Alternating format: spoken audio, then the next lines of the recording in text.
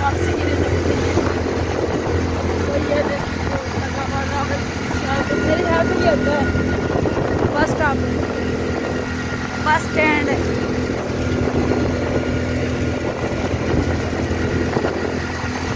और गर्मी आज रात है, बहुत ज़्यादा गर्मी लग रही है। हम इनको निकल आए हैं,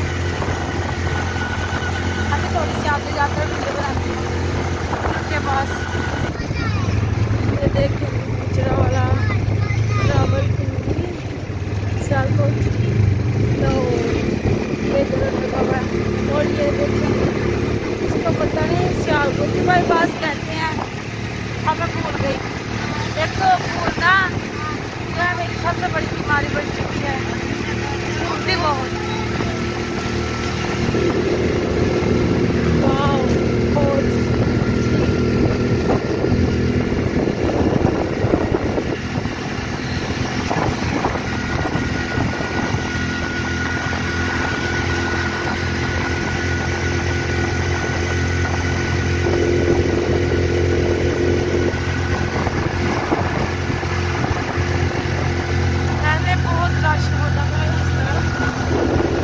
गाड़ी गुजारना मुश्किल होता था, लेकिन जब से पुल बना है ना, सबके लिए इजी हो गया है।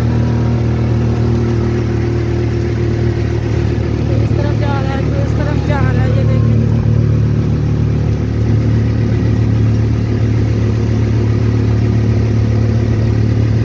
आसान का रास्ता बन गया है।